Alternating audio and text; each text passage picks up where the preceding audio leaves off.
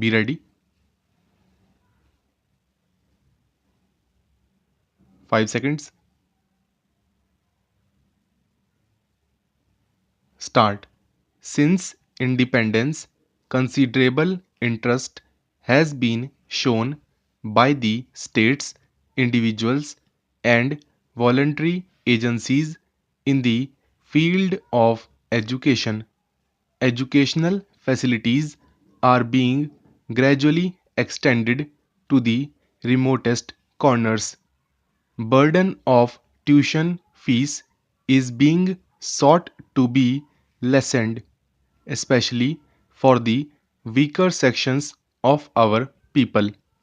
More attention is being given to the education of girls and for providing technical, scientific, and professional instruction. Nevertheless, I must confess I am far from happy with the progress we have made or the direction our educational programs have taken.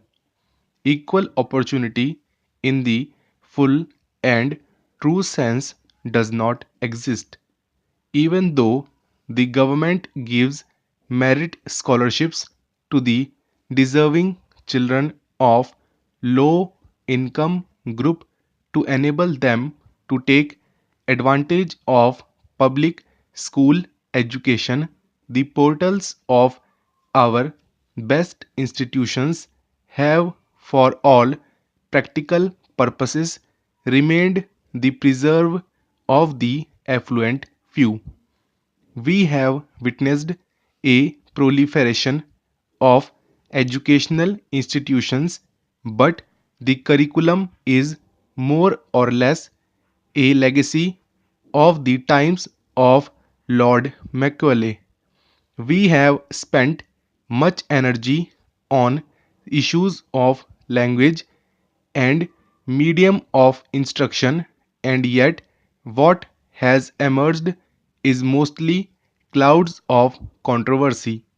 We have not been able to evolve any system whereby our young boys and girls, after finishing their studies, can come out of their schools and colleges with any measure of self confidence to face the realities of life and to undertake their responsibilities as responsible citizens and custodians of the future. Standards of discipline and physical fitness have also noticeably fallen. It is not too late to make a dispassionate reappraisal. The educational system has to be relevant to the society in which we live. Our children are the greatest asset of the nation.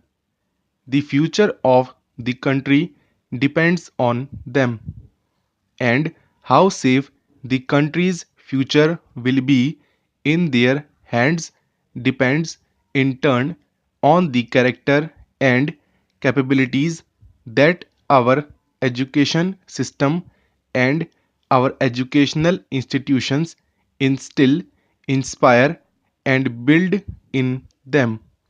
Towards this end, our educational pattern has to be restructured so as to meet the challenges of our times.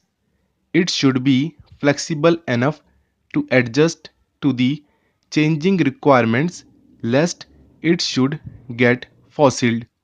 We cannot afford to pursue old methods in the changed situation. If we want to build a brighter and better India, we should start at the school level by training our girls and boys to be useful and worthy citizens of the motherland. There is need in our schools and colleges for greater attention to professional and job oriented courses of instruction so that our children can look forward to the future with confidence and hope and may not be pained with uneasy feelings of uncertainty and frustration as confront them today. There is also need to devote greater attention to sports and games for the playfields help in building not only the body but also inculcate discipline and capacity to lead. Our educational system needs to be so rearranged that while we instilling our young boys and girls ethical values and respect for religion, yet irrespective of faith which they profess, they grow into good citizens with broad minded, generous, and Catholic attitude, treating all their fellow men as members of one large family without inhibitions of class or creed or material fortunes. For a vast country like ours, with many languages, many religions, and in a sense, many cultures, education must help to bring about a synthesis of them all and foster a sense of togetherness and thereby contribute to national integration and harmony. Very often, the question is asked whether the public school system is in harmony with the society in which we live.